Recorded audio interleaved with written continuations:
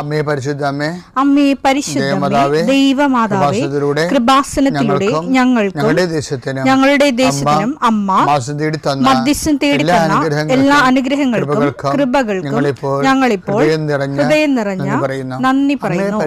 അമ്മേ പരിശുദ്ധമേ, ദൈവമാതാവേ, 2004 ഡിസംബർ 7 ഉച്ചകഴിഞ്ഞ് 2:30 കൃപാസനത്തിൽ സംഭവിച്ച അമ്മയുടെ പ്രത്യക്ഷപ്പെടലിനെ കുറിച്ച് തിരുസഭയ്ക്ക് സമർപ്പിച്ചിരിക്കുന്ന പഠനരേഖകളുടെ മേൽ സഭാത്മകമായ പഠനം ആരംഭിക്കുവാൻ ഞങ്ങൾ പ്രാർത്ഥിക്കുന്നു. അമ്മേ പരിശുദ്ധമേ, ഭൂസ്വർലോകങ്ങളുടെ രാജ്ഞിയായ അങ്ങേയ്ക്ക് ഭൗമസംരക്ഷണത്തിനായി പ്രപഞ്ചപ്രകൃതിയെ തന്നെ തിരുസഭ പ്രതിഷ്ഠിക്കുവാൻ ഈ പ്രത്യക്ഷീകരണം വഴി ഇടയാക്കണമേ. പരിശുദ്ധമേ, ജപമാല മാതാവേ, സകല കൃപാസനം പ്രാർത്ഥനയോടും ചേർത്ത് ഞങ്ങളിപ്പോൾ പ്രാർത്ഥിക്കുന്ന ഈ കുടുംബത്തിന്റെ പ്രത്യേക നിയോഗം പറ മക്കളെ.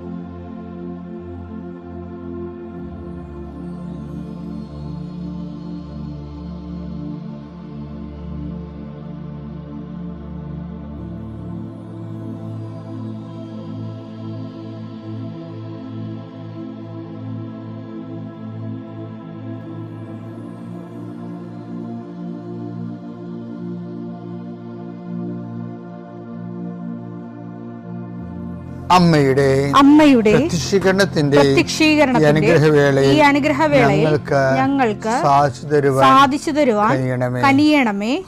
ആമേൻ. വിശ്വാസ പ്രമാണം. സർവശക്തനായ പിതാവും ആകാശത്തിന്റെയും ഭൂമിയുടെയും സൃഷ്ടാവുമായ ദൈവത്തിൽ ഞാൻ വിശ്വസിക്കുന്നു. അവിടുത്തെ ഏകപുത്രനും ഞങ്ങളുടെ കർത്താവുമായ ഈശോമിശിഹായിലും ഞാൻ വിശ്വസിക്കുന്നു.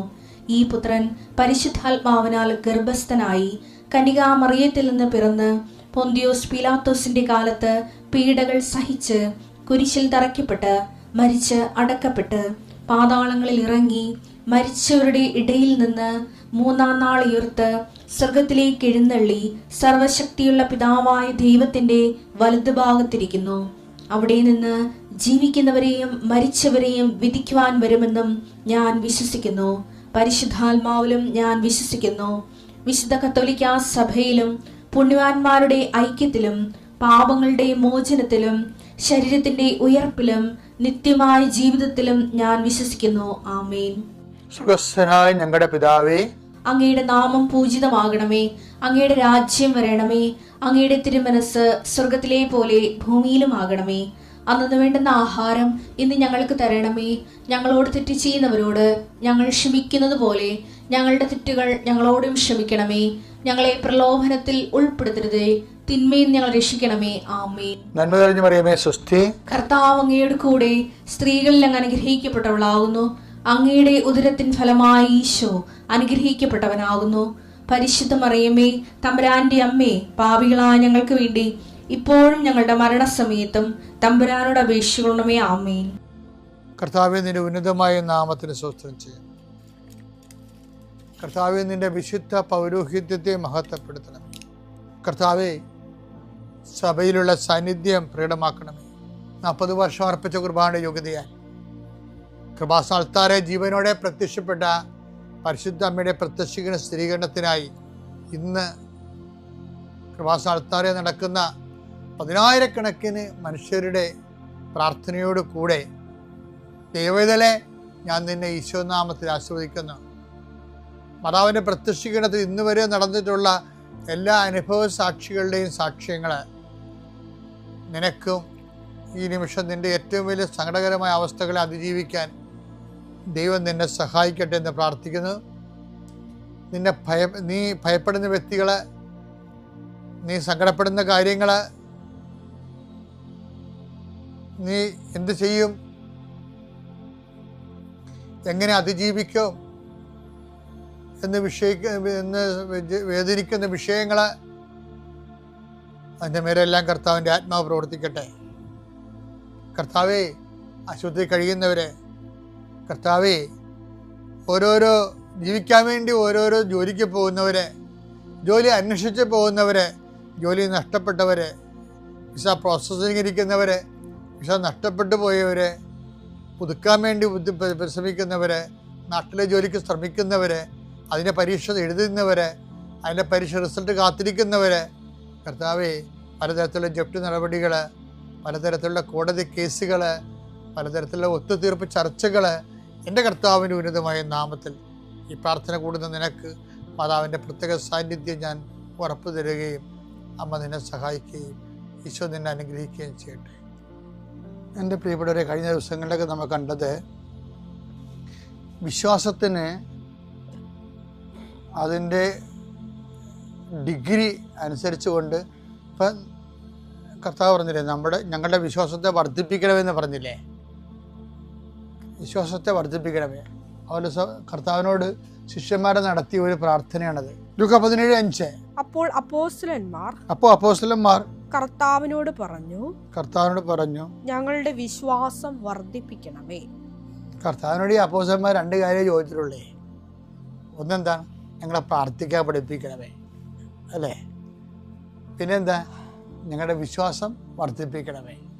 അപ്പോൾ വിശ്വാസം വർദ്ധിപ്പിക്കണമേ എന്ന് ചോദിക്കുമ്പോൾ അപ്പോസ്തലന്മാർക്ക് മനസ്സിലായി, വിശ്വാസം നമ്മൾ കാണുന്ന പാരമ്പര്യ കേവല വിശ്വാസത്തെക്കാൾ ഉപരി അതിൻ്റെ ഓരോ ഘട്ടങ്ങളും വളർച്ചയിലേക്കാണത് പോയിക്കൊണ്ടിരിക്കണം എന്നറിയാം. അങ്ങനെയാണ് പറയുന്നത്, ഞങ്ങളുടെ വിശ്വാസം വർദ്ധിപ്പിക്കണമേ. അപ്പോൾ നമ്മൾ കഴിഞ്ഞ ദിവസം കണ്ടായിരുന്നു, പത്തോസാണ് അങ്ങനെ കർത്താവിനോട് ചോദിച്ചത്. ഇതിന് പത്തോസ് അവസാനം ആ വിശ്വാസത്തിൻ്റെ വർദ്ധിത രൂപങ്ങളെക്കുറിച്ച് വളരെ കുറഞ്ഞ കാലം കൊണ്ട് ശരിക്കും മനസ്സിലാക്കിയ ഒരാളാണ്. അതുകൊണ്ടാണ് നമ്മൾ കഴിഞ്ഞ ആഴ്ച കണ്ടത്. എന്താണ് 2 പത്തോസിൻ്റെ 1:5 പറയുന്നത്? വിശ്വാസത്തെ സുഹൃതം കൊണ്ടും, സുഹൃതത്തെ ജ്ഞാനം കൊണ്ടും, ജ്ഞാനത്തെ ആത്മസംയമനം കൊണ്ടും, ആത്മസംയമനത്തെ ക്ഷമ കൊണ്ടും, ക്ഷമയെ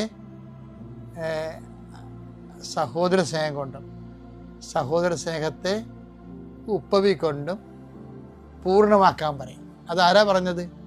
വിശ്വാസം വർദ്ധിപ്പിക്കണമേ എന്ന് കർത്താവിനോട് പത്തോസ് പണ്ട് ചോദിച്ചു. ആ പത്തോസിൻ്റെ വിശ്വാസം പിന്നീട് വർദ്ധിച്ചിട്ട് പുതിയ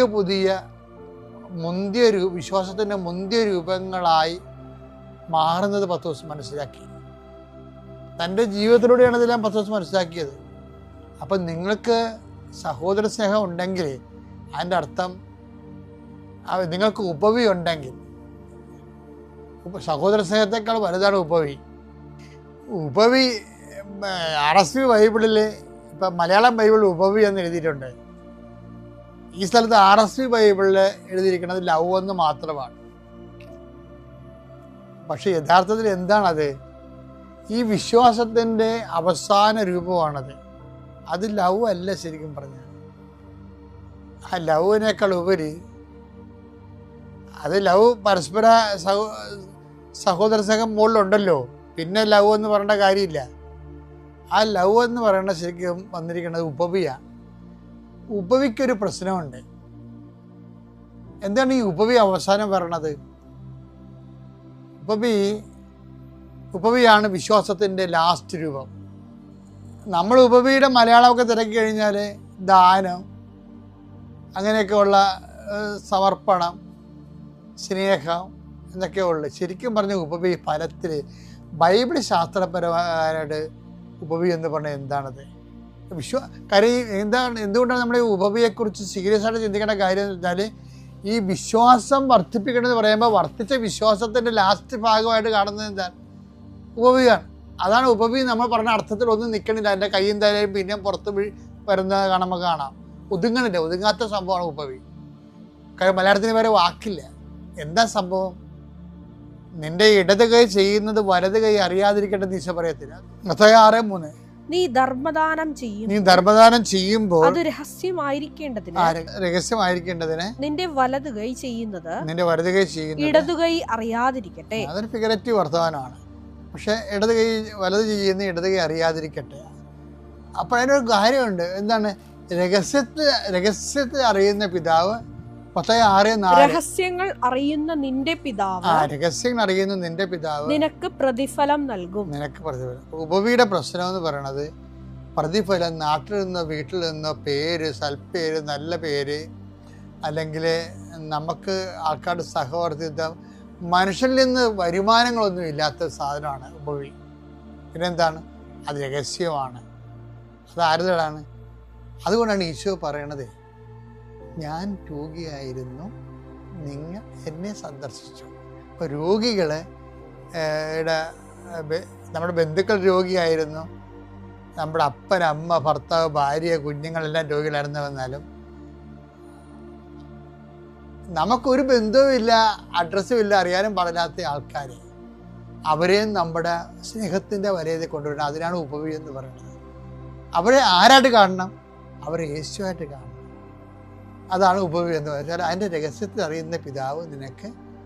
ഞാൻ ഒരു കാര്യം പറയട്ടെ, നിങ്ങളുടെ ഭർത്താവ് തന്നെ വിചാരിച്ചോ, ഭർത്താവ് നിങ്ങളുടെ ചെറുപ്പകാലത്തൊക്കെ ആശുപത്രി കിടക്കും, നിങ്ങൾ അവിടെ സ്വറായും പറഞ്ഞിരിക്കും, അവസാനം ക്ഷീണം തീരുമ്പോൾ കാശും ബില്ലും കൊടുത്ത് പോരും. പക്ഷെ ഏതെങ്കിലും ഒരു കാലത്ത് നമ്മൾ വെന്റിലേറ്ററായി പോകും. ഭർത്താവിൻ്റെ ഭാര്യയ്ക്കോ ആർക്കാരും ചിലക്ക് ബോധം ഉണ്ടാകത്തില്ല. അവളുടെ ശരീരം നമ്മൾ ചൂടുവെള്ളത്തിൽ ഒപ്പി, അവർ കുളിക്കാൻ പറ്റാത്ത കാരണം നമ്മൾ ഒപ്പുകയാണ്. പക്ഷെ നമ്മൾ ഒപ്പുന്നതായിട്ടോ നമ്മൾ കണ്ണീരും കൊണ്ടിങ്ങനെ ശരീരം ചൂടുവെള്ളത്തിൽ നനച്ച് ഒപ്പിക്കൊണ്ടിരിക്കുന്നതായിട്ട് ഈ കിടക്കണാണ് അറിയണില്ല.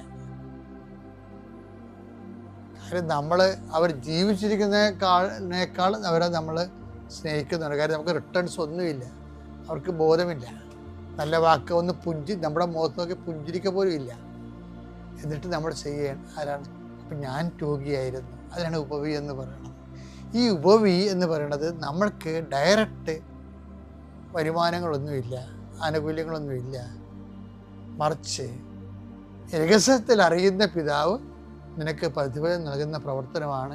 ശരിക്കും പറഞ്ഞാൽ 1:10 തൊട്ട് 6 വരെയുള്ള അവസാനത്തിൽ വിശ്വാസത്തിൻ്റെ വർദ്ധിത രൂപങ്ങളിൽ പറയുന്ന ലാസ്റ്റ് പറയുന്ന ഉപവി എന്ന് പറയുന്നത് സ്നേഹമല്ലാതെ, സ്നേഹത്തിനേക്കാൾ വലുത് ഇങ്ങോട്ട് റിട്ടേൺസ് ഭൗതികമായിട്ട് ക്യാഷ് ആൻഡ് കൈൻഡ് ഇല്ലാതെ, ഒരു പുഞ്ചിരി പോലും ഇല്ലാതെ അതിനെ ക്രിസ്തുവായിട്ട് കണ്ടുകൊണ്ട് ക്രിസ്തുവിൽ നിന്ന് നിത്യത കിട്ടുന്ന റീഫണ്ടിനെ ഉദ്ദേശിക്കുന്ന കാര്യങ്ങളാണ് ബൈബിളിൽ ഉപവി എന്ന് പറയുന്നത്. അങ്ങനെ ഒരു കുറച്ച് സെറ്റെങ്കിൽ നിങ്ങളുടെ കയ്യിൽ ഉണ്ടാകണം, നല്ലതാണ് കേട്ടോ.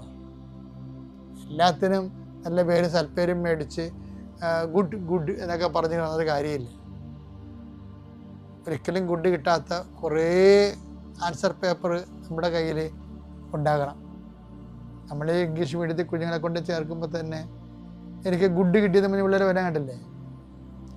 ഒരു ഗുഡും കിട്ടാത്തൊരു കാലം ഉണ്ടാകും. ഒരു ജീവിതത്തിൻ്റെ പരീക്ഷാ പേപ്പറിൽ ഒറ്റ ഗുഡുമില്ലാത്ത ഒരു പരീക്ഷ പേപ്പറും കൊണ്ടായിരിക്കും നമ്മൾ കർത്താവിൻ്റെ അടുത്തേക്ക് പോകുന്നത്. അതിന് ഉപവി എന്ന് പറയും. ദൈവനാമത്തിന് മഹത്വം ഉണ്ടായിരിക്കട്ടെ. പരിശുദ്ധ മാതാവിൻ്റെ മാധ്യസ്ഥം വഴി ഈശോ എനിക്ക് സാധിച്ചു തന്ന എല്ലാ അനുഗ്രഹങ്ങൾക്കും കൃപകൾക്കും കോടാനുകൂടി നന്ദി അർപ്പിക്കുന്നു. രണ്ടാമത്തെ തവണയാണ് ഞാൻ ഇവിടെ സാക്ഷ്യം പറയാനായി നിൽക്കുന്നത്. എൻ്റെ പേര് സിനി എന്നാണ്. ഇതെൻ്റെ സഹോദരി ചിഞ്ചു, അതെൻ്റെ അമ്മ ജയ, ഇതെൻ്റെ മൂത്ത മകൾ ആൻമരിയ, ഇതെൻ്റെ ഇളയ മകൾ ഏഞ്ചൽ മരിയ, അനിയത്തിയുടെ മൂത്ത മകൻ ആൽഫിൻ, ഇളയ മകൻ ആഷിൻ. ആദ്യമായി എനിക്ക് പറയാനുള്ളത്, എനിക്ക് വീട് വയ്ക്കാൻ വേണ്ടി ഒരു 3 സെൻറ്റ് സ്ഥലം വാങ്ങിയിട്ടുണ്ടായിരുന്നു. ഞങ്ങൾക്ക് കുടുംബത്തിൽ നിന്ന് കിട്ടിയ വസ്തു വീട് വയ്ക്കാൻ പറ്റുന്നതല്ല, ഒരു കാട് ഏരിയ അങ്ങനത്തതായിരുന്നു. അപ്പോൾ 3 സെൻറ്റ് സ്ഥലം വാങ്ങിയത് ഒരു വാല് പോലെ നീളമുള്ള ഒരു വസ്തുവായിരുന്നു. അങ്ങനെ ഒരു 5 സെൻറ്റ് സ്ഥലം വേണമെന്ന് ആഗ്രഹിച്ചിട്ടുണ്ടായിരുന്നു. ഞാൻ അതിനു മുമ്പ് ഒരു കാര്യം പറയാൻ വിട്ടുപോയി. ആദ്യമായി ഞാനിവിടെ കൃപാസനത്തിനെ കുറിച്ച് അറിയുന്നത് ഒരിക്കൽ എൻ്റെ വീടിനടുത്ത് ഒരു പള്ളിയിൽ പോയപ്പോൾ ആളുകളുടെ കയ്യിൽ കൃപാസനം എന്ന പേരുള്ള ഒരു പത്രം ഇരിക്കുന്നത് അങ്ങനെ കണ്ടിട്ടുണ്ടായിരുന്നു. പക്ഷെ അതെന്താണെന്ന് എനിക്ക് അറിയത്തില്ലായിരുന്നു. അതിനുശേഷം അമ്മ ഒരു വീട്ടിൽ ജോലിക്ക് പോയപ്പോൾ അവിടുത്തെ ആൻറ്റി പറഞ്ഞിട്ടാണ് കൃപാസനത്തിനെ കുറിച്ച് കൂടുതലായിട്ട് അറിയുകയും അതുവഴി ഇവിടെ വരാനിടയാവുകയും ചെയ്തത്. ആദ്യമായി ഞാൻ ഉടമ്പടി എടുത്തത് 2022 സെപ്റ്റംബർ 24-നാണ്. അതിനുശേഷം ഞാനൊരു സാക്ഷ്യം പറഞ്ഞിട്ടുണ്ടായിരുന്നു. എൻ്റെ ഒരു കാശുരൂപം, എൻ്റെ കയ്യിലിരുന്ന മാതാവിൻ്റെ ഉടമ്പടി കാശുരൂപം പോയത് കാരണം പിന്നീട് ഉടമ്പടി ഞാൻ വീണ്ടും എടുക്കുകയാണ് ചെയ്തത്. അത് 2024 ജനുവരി 31-നായിരുന്നു. ഡിസംബർ 31 അങ്ങനെ വസ്തു വാങ്ങുന്നതിന് വേണ്ടി 5 സെൻറ്റ് വസ്തു ആഗ്രഹിച്ചാണ് ഉടമ്പടിയിൽ നിയോഗം വെച്ചിട്ടുണ്ടായിരുന്നത്.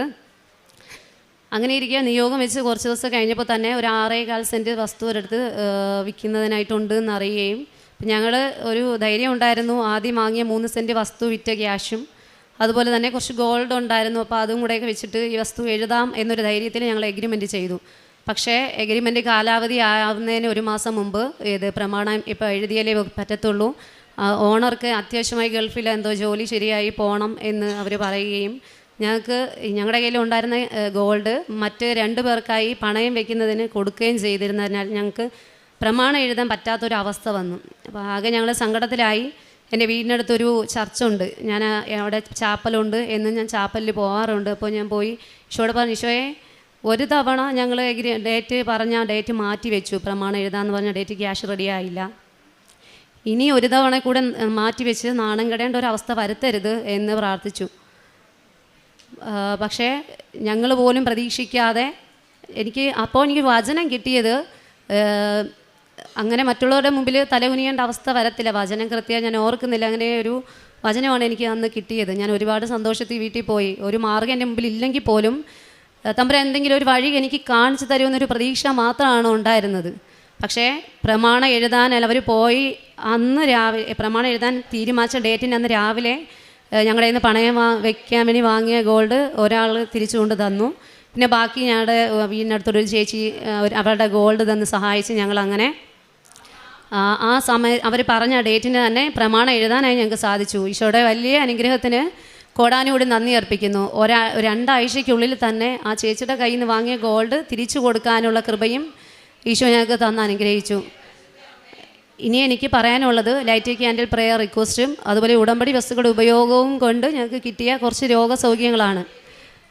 എൻ്റെ അനിയത്തിയുടെ ഇളയ മകൻ ആഷിൻ, അവന് ഇടയ്ക്കിടയ്ക്ക് ബ്ലഡിൽ ഇൻഫെക്ഷൻ വരാറുണ്ട്. അങ്ങനെ ഒരു തവണ ബ്ലഡിൽ ഇൻഫെക്ഷൻ വന്നപ്പോൾ ഒരാഴ്ചയിൽ കൂടുതൽ ഞങ്ങൾ വീടിനടുത്തുള്ള ഡോക്ടറെ കൊണ്ട് കാണിക്കുകയോ ചെയ്തായിരുന്നു. പക്ഷേ ആൻറ്റിബയോട്ടിക് എടുത്തിട്ടും അവന് വെള്ളം പോലും കുടിക്കാൻ പറ്റാത്തൊരവസ്ഥ. അത് ഞങ്ങളുടെ വീട്ടിലെ ഏറ്റവും ഇളയ കുഞ്ഞാണ്. അപ്പോൾ അവൻ്റെ സങ്കടം ഞാൻ ഫോണിലൂടെ വീഡിയോ കോൾ വിളിച്ച് കാണുകയാണ് ചെയ്യുന്നത്. പക്ഷേ അത് കാണുമ്പോൾ തന്നെ സഹിക്കാൻ പറ്റാത്തതായിരുന്നു. അതിനെ ഞങ്ങൾ തിരുവനന്തപുരം SAT ഹോസ്പിറ്റലിൽ കൊണ്ടുപോയി. അപ്പോൾ പിന്നെ നാവിൽ ഫുള്ള് പൂപ്പൽ പോലെ വെള്ള നിറത്തിൽ എന്തോ ഒന്ന് വന്നിട്ടുണ്ടായിരുന്നു. അപ്പോൾ ഞാൻ ഇവനെ അഡ്മിറ്റ് ചെയ്യുന്നതിൻ്റെ അന്ന് അതിന് മുമ്പ് അനിയത്തി ഉടമ്പടി എടുത്തതാണ്. അവൾ തൈലം തേച്ച് പ്രാർത്ഥിക്കുമായിരുന്നു. പക്ഷേ ഇവന് അസുഖം അങ്ങോട്ട് മാറുന്നില്ല, പനി മാറുന്നില്ല, ഒന്നും കഴിക്കാൻ പറ്റുന്നില്ല, അത്ര ബുദ്ധിമുട്ടായിരുന്നു. അങ്ങനെ ഞാൻ എൻ്റെ നാവിൽ തൈലം തേച്ച് പ്രാർത്ഥിച്ച് നാവിൻ്റെ പകുതി വശത്ത് തുമ്പിൽ കുറച്ച് ഭാഗം വരെ തൈലം തേച്ച് പ്രാർത്ഥിച്ചായിരുന്നു. പിറ്റേന്ന് ഞാൻ മോനെ കാണാൻ വേണ്ടി പോയപ്പോൾ ഞാൻ എൻ്റെ നാവിൽ എത്ര ഭാഗത്താണോ തൈലം തേച്ച് പ്രാർത്ഥിച്ചത് അത്രയും ഭാഗത്തുള്ള പൂപ്പൽ മാറിയിരിക്കുന്നതായിട്ടാണ് എനിക്ക് കാണാൻ പറ്റിയത്. അതിനുശേഷം പിറ്റേന്ന് 2-3 ദിവസത്തിനകത്ത് ബാക്കി കംപ്ലീറ്റ് ആയിട്ട് മാറി. അതിനുശേഷം ആഹാരം കഴിക്കാൻ തുടങ്ങി. ഈശോയും പരിശുദ്ധ അമ്മയും തന്ന വലിയ അനുഗ്രഹത്തിന് കോടാനുകൂടി നന്ദി അർപ്പിക്കുന്നു. അതിനുശേഷം ഇവന് അതുപോലെയുള്ള പൂപ്പൽ വരികയോ അല്ലെങ്കിൽ ബ്ലഡിൽ ഇൻഫെക്ഷൻ വരികയോ ഒന്നും ചെയ്തിട്ടില്ല. പിന്നെ അനിയത്തിൻ്റെ മൂത്ത മകൻ ആഷിനും ആൽഫിൻ അവനെ ഇടയ്ക്കിടയ്ക്ക് അവന് ബ്ലഡിൽ ഇൻഫെക്ഷൻ വരാറുണ്ട്. ഒരു മാസത്തിൽ ഒരു തവണയെങ്കിലും ബ്ലഡിൽ ഇൻഫെക്ഷൻ വന്നിട്ട് പനിയൊക്കെ ആയിട്ട് അങ്ങനെ കഴിയാറുണ്ടായിരുന്നു. ഞങ്ങൾ അവന് ഉടമ്പടി തൈലവും ഉപ്പും തേനും ഒക്കെ കൊടുക്കുമായിരുന്നു. ഇപ്പോൾ അവന് ഒത്തിരി നാളുകൊണ്ട് ബ്ലഡിൽ ഇൻഫെക്ഷൻ അങ്ങനെ വരാറില്ല. ഇത് എൻ്റെ മൂത്ത മകൾ ആൻമരിയാണ്. മോക്ക് കഴുത്തിൽ നിന്ന് കയ്യിലെ വിരലിലേക്ക് വരുന്ന വിധത്തിൽ കയ്യിലൊരു വേദന, അവൾ ഒത്തിരി ദിവസം അങ്ങനെ വേദന പറയുമായിരുന്നു. അപ്പം ബാഗ് തൂക്കിയതിൻ്റെതാവും എന്നാണ് ആദ്യം കരുതിയത്. ഓർത്തോ ഡോക്ടറെ കാണിച്ചു. ഡോക്ടർ പറഞ്ഞത് ഞരമ്പ് ഈ കഴുത്തിൻ്റെ പുറകിലെ കശേരുക്കൾക്കിടയിൽ ഇടുങ്ങിയിട്ടുണ്ട്, അതിൻ്റെ ഒരു ലക്ഷണങ്ങളാണ് ഉള്ളത്. അതുകൊണ്ട് ഒരു എക്സ്റേ എടുക്കണം, എക്സ്റേ എടുത്തിട്ട് നമുക്ക് എന്താണെന്ന് പറയാൻ പറ്റത്തുള്ളൂ എന്ന് പറഞ്ഞു. അങ്ങനെ ഞങ്ങൾ എക്സ്റേ എടുക്കാൻ പോയപ്പോഴത്തേക്കും എൻ്റെ കയ്യിൽ വീട്ടിനടുത്തുള്ള ഗ്രോട്ടോയിൽ നിന്ന് കിട്ടിയ കുറച്ച് പത്രം ഉണ്ടായിരുന്നു. ഞാൻ ആ പത്രം കൊണ്ട് മോളെയും കൊണ്ട് പോയി ആദ്യം പത്രം അത്രയും ഞങ്ങളുടെ വീടിനടുത്ത് അവിടെ മെഡിക്കൽ കോളേജ് ഹോസ്പിറ്റലിൽ കൊടുത്തു. അതിനുശേഷമാണ് മോളെയും കൊണ്ട് ഞാൻ എക്സ്റേ എടുക്കാൻ വേണ്ടി പോയത്. ഉടമ്പടി ഉപ്പ് ഞാൻ എക്സ്റേ എടുക്കാൻ കയറുന്നതിന് മുമ്പ് പുറത്തിട്ട് പ്രാർത്ഥിച്ചായിരുന്നു. മോളുടെ കഴുത്തിൽ തൈലം തേച്ച് പ്രാർത്ഥിച്ചിട്ടായിരുന്നു കയറിയത്. എക്സ്റേ എടുത്തപ്പോൾ എക്സ്റേയിൽ ഒരു കുഴപ്പവും ഇല്ല എന്നൊരു റിസൾട്ട് തന്ന് പരിശുദ്ധ അമ്മ അനുഗ്രഹിച്ചു. അതിന് കോടാനുകൂടി നന്ദി അർപ്പിക്കുന്നു. ഇപ്പോൾ അവൾക്ക് ഷോൾഡർ പെയിൻ പഴയതുപോലെ വരാറില്ല. അതുപോലെ തന്നെ അവൾക്ക് കാലിൽ, അത് ഞാൻ എഴുതാൻ വിട്ടുപോയി, കാല് വേദന, ഓടാനോ കുറച്ച് ഓടുകയോ അല്ലെങ്കിൽ സൈക്കിൾ ചവിട്ടുകയൊക്കെ ചെയ്യുമ്പോൾ അന്ന് രാത്രി അവൾ ഉറങ്ങാറില്ല, രാത്രിയിൽ നിലവിളിയാണ്. അപ്പോൾ അത് എനിക്ക് ഒരുപാട് സങ്കടമായിരുന്നു. കാരണം ഇവളുടെ കരച്ചിൽ കാണുമ്പോൾ എന്ത് ചെയ്യാൻ പറ്റാതെ ഒന്നും ചെയ്യാൻ പറ്റാതെ നിസ്സഹായതയോടെ നോക്കിയിരിക്കാൻ എനിക്ക് പറ്റിയിട്ടുള്ളൂ. പക്ഷേ എന്ത് ചെറിയ പ്രശ്നം വരുമ്പോഴും ആദ്യം ഞങ്ങൾ ഉടമ്പടി തൈലമാണ് തേക്കാറുള്ളത്. അപ്പോൾ ഞാൻ ഉടമ്പടി തൈലം തേച്ച് പ്രാർത്ഥിക്കുമായിരുന്നു. ഇപ്പോൾ പഴയതുപോലെ പ്രശ്നങ്ങൾ ഇല്ല. ഞാൻ റാലിക്ക് 2 തവണ അവരെയും കൂടി ഞാൻ വന്നിട്ട് ജപമാല റാലി കൂടിയിട്ടുണ്ടായിരുന്നു. പഴയതുപോലുള്ള വേദന അവൾ പറയാറില്ല ഇപ്പോൾ. അതിനും പരിശുദ്ധ അമ്മ മാതാവിനും ഈശോയ്ക്കും കോടാനുകൂടി നന്ദി അർപ്പിക്കുന്നു. പിന്നെ ഇതെൻ്റെ ഇളയ മകളെ ഏഞ്ചൽ മരിയാണ്. ഏഞ്ചലിന് വയറിൻ്റെ സൈഡിലായിട്ട് ലിവറിൻ്റെ ഭാഗത്ത് ഒരു വേദന, അത് കണ്ടിന്യൂസ് ആയിട്ട് ഇങ്ങനെ വേദന പറയുമായിരുന്നു. അപ്പോൾ ഒരു പീഡിയാട്രിഷ്യനെ കൊണ്ട് കാണിച്ചപ്പോഴത്തേക്കും ദഹനത്തിൻ്റെ പ്രശ്നമായിരിക്കും എന്ന് കരുതി മരുന്നൊക്കെ കൊടുത്തിട്ടും അത് മാറിയില്ല. അപ്പം ഞാൻ തിരുവനന്തപുരം SIT ഹോസ്പിറ്റലിൽ കൊണ്ട് കാണിച്ചപ്പോൾ ഡോക്ടർ പറഞ്ഞത് അവളുടെ ലക്ഷണങ്ങൾ കണ്ടിട്ട് പിത്താശയത്തിൽ കല്ലിൻ്റെ ലക്ഷണങ്ങളാണ് ഉള്ളത്. അപ്പോൾ അത് ഒരു സ്കാൻ എടുത്ത് കാണിച്ചെങ്കിൽ മാത്രമേ അറിയത്തുള്ളൂ എന്ന് പറഞ്ഞായിരുന്നു. അങ്ങനെ ഞാൻ ഇവക്ക് വേദന പറയാൻ തുടങ്ങി അന്നു മുതലേ ഉടമ്പടി തേനും ഉപ്പും തൈലവും കൂടെ മിക്സ് ചെയ്തിട്ട് വിശ്വാസ പ്രമാണം ചൊല്ലി കൊടുക്കാറുണ്ടായിരുന്നു. അത് എന്ത് അസുഖം ഇവർക്ക് വന്നാലും ഞാൻ ആദ്യം അതാ ചെയ്യാറുള്ളത്. തൈലം ലിവറിൻ്റെ ഭാഗത്ത് തേച്ച് പ്രാർത്ഥിക്കുമായിരുന്നു. സ്കാൻ എടുക്കാൻ പോയപ്പോഴും പുറത്ത് ഉപ്പിട്ട് പ്രാർത്ഥിച്ചു. ലൈറ്റ് ക്യാൻഡിൽ പ്രെയർ റിക്വസ്റ്റ് എന്ത് വന്നാലും ഇടാറുണ്ട്. അതുപോലെ തന്നെ ഡെയിലി ബ്രെഡിന് താഴെ കമൻറ്റ് ചെയ്ത് പ്രാർത്ഥിക്കാറുണ്ട്. എന്തിന് പോകുന്നതിന് മുമ്പും ആദ്യം കമൻറ്റ് ചെയ്ത് പ്രാർത്ഥിച്ചിട്ടാണ് പോവാറുള്ളത്. ആരുടെ ആവശ്യങ്ങൾ പറഞ്ഞാലും എല്ലാവർക്കും വേണ്ടി എന്നോട് പറയുന്നവർക്ക് ഞാൻ ലൈറ്റ് ക്യാൻഡിൽ പ്രെയർ റിക്വസ്റ്റും അതുപോലെ തന്നെ ഉടമ്പടി ലൈവിൻ്റെ അടിയിൽ കമൻറ്റ് ചെയ്ത് പ്രാർത്ഥിക്കും. പിന്നെ ഡെയിലി ബ്രെഡിൽ കമൻറ്റ് ചെയ്ത് പ്രാർത്ഥിക്കാറുണ്ട്. അങ്ങനെ ചെയ്തിട്ടാണ് ഞാൻ മോളെ കൊണ്ട് സ്കാനിങ്ങിന് പോയത്. സ്കാൻ റിസൾട്ട് കിട്ടിയപ്പോൾ ഡോക്ടർ പറഞ്ഞത് ലിവറിൽ മുമ്പ് എപ്പോഴോ വന്ന ഇൻഫെക്ഷൻ്റെ എന്തോ ഭാഗമായിട്ട് പ്രശ്നം ഉണ്ടായിരുന്നത് ക്യൂർ ആയിരിക്കുന്നതായിട്ട് റിസൾട്ടാണ് എനിക്ക് കിട്ടിയത്. പിന്നെ അവൾക്ക് വേദന ഉള്ളത് ലിംഫ് നോഡ് വീർത്തതാണ്, വേറെ പ്രശ്നമില്ല, അത് ആൻറ്റിബയോട്ടിക് എടുക്കുമ്പോൾ മാറും എന്ന് പറഞ്ഞു. അപ്പോൾ എൻ്റെ കുഞ്ഞിനെ പിത്താശയക്കല്ല് പ്രതീക്ഷിച്ച് ആകെ പേടിച്ച് പോയ ആ ഒരു അവസ്ഥയിൽ നിന്ന് വേറെ കുഴപ്പങ്ങളൊന്നും ഇല്ലാതെ സംരക്ഷിച്ച ഈശോയുടെയും പരിശുദ്ധ അമ്മ മാതാവിൻ്റെയും കൃപയ്ക്ക് കൊടാനുകൂടി നന്ദി അർപ്പിക്കുന്നു. ഇനി എനിക്ക് പറയാനുള്ളത് എൻ്റെ അമ്മയുടെ കാര്യമാണ്. അമ്മയെ ഉടമ്പടി എടുത്തിട്ടുള്ളതാണ്. അമ്മയാണ് ഇവിടെ നിന്ന് ആദ്യമായിട്ട് ഉടമ്പടി എടുത്തത്. അമ്മ കഴിഞ്ഞ 2025 ജൂണിൽ നമ്മുടെ ജോലി, ഒരു വീട്ടിലൊരു കുഞ്ഞാവയെ നോക്കാൻ വേണ്ടിയിട്ട് ജോലി ചെയ്യുമായിരുന്നു. ജോലി പോയിട്ട് വീട്ടിൽ വന്നപ്പോൾ അമ്മയ്ക്ക് പനിയൊക്കെ ആയി. സാധാരണ അമ്മ അങ്ങനെ ഒരിടത്ത് ഇരിക്കുന്ന സ്വഭാവമൊന്നുമില്ല, എപ്പോഴും എന്തെങ്കിലും ജോലി ചെയ്തുകൊണ്ട് നടക്കുകയാണ് ചെയ്യുന്നത്. പക്ഷേ എൻ്റെ അമ്മ ആദ്യമായിട്ട് കണ്ടിന്യൂസ് ആയിട്ട് കിടക്കുന്നത് ഞാൻ കണ്ടത് അപ്പോഴാണ്. അങ്ങനെ ആകെ സങ്കടമായിരുന്നു. അമ്മ എണീച്ച് നടക്കുന്നത് കാണണമെന്നാണ് ആഗ്രഹിച്ചിരുന്നത്. ഒരുപാട് അമ്മയ്ക്ക് എന്നും രാവിലെയും വൈകിട്ടും ഉടമ്പടി തൈലവും ഉപ്പും തേനും മിക്സ് ചെയ്ത് വിശ്വാസ പ്രമാണം ചൊല്ലി കൊടുക്കാറുണ്ടായിരുന്നു. അങ്ങനെ അമ്മയ്ക്ക് ഏതാണ്ട് 1.5 ആഴ്ച കൊണ്ട് പെട്ടെന്ന് അസുഖങ്ങൾ മാറി. അമ്മ പിന്നെ പതിയെ എണീച്ച് ജോലിയൊക്കെ ചെയ്യാൻ തുടങ്ങി. അങ്ങനെ അമ്മയ്ക്ക് ജോലിയില്ലാത്ത കാര്യത്തിൽ അമ്മ വിഷമിച്ചിരുന്നു. പിന്നെ അമ്മ ഇവിടെ വന്ന് ഉടമ്പടിയൊക്കെ പുതുക്കി പത്രമൊക്കെ കൊടുത്തു. അങ്ങനെ ഇരിക്കെ ഒരു ദിവസം ഒരു ഏജൻസിയിൽ നിന്ന് അമ്മയ്ക്ക് ഒരു ജോലിയുടെ കാര്യം പറഞ്ഞായിരുന്നു. അപ്പോൾ ഞാൻ അമ്മ മാതാവിൻ്റെ അടുത്ത് അമ്മ ഇവിടെ വിടണോ വേണ്ടയോ എന്ന് yes or no എഴുതി ഇട്ട് നോക്കി. അപ്പോൾ അമ്മ നോയാണ് പറഞ്ഞത്. അപ്പം ഞാൻ അമ്മയോട് പറഞ്ഞു, അമ്മ മാതാവ് നോ പറഞ്ഞു, ഇനി അമ്മക്ക് എന്തായാലും അമ്മ ആ ജോലിക്ക് പോകണ്ട, വേറെ ഒരു ജോലി മാതാവ് കാണിച്ചു തരും. അപ്പം എൻ്റെ അമ്മയ്ക്ക് ഒത്തിരി ബുദ്ധിമുട്ടില്ലാത്തൊരു ജോലി തരണേന്നാണ് ഞാൻ പ്രാർത്ഥിച്ചിരുന്നത്. അതുപോലെ തന്നെ വേറൊരു ജോലി പിറ്റേ ദിവസം തന്നെ പറയുകയും ഞാൻ മാതാവിനോട് ചോദിച്ചു, മാതാവ് യെസ് പറയുകയും ചെയ്തു. അങ്ങനെ അമ്മ ഇന്നും ആ ഒരു അമ്മയെ നോക്കുന്നതിന് വേണ്ടി ആ ജോലി കണ്ടിന്യൂ ചെയ്ത് പോവാണ്. ഇത്രത്തോളം അനുഗ്രഹിച്ച, ഇത്രത്തോളം ഞങ്ങൾക്ക് വേണ്ടി മാധ്യസ്ഥം പ്രാർത്ഥിച്ച, ഇത്രത്തോളം ഞങ്ങളെ വഴി നടത്തുന്ന പരിശുദ്ധ അമ്മ മാതാവിൻ്റെ മാധ്യസ്ഥത്തിനും ഈശോ തമ്പുരാനും കോടാനുകൂടി നന്ദി അർപ്പിക്കുന്നു.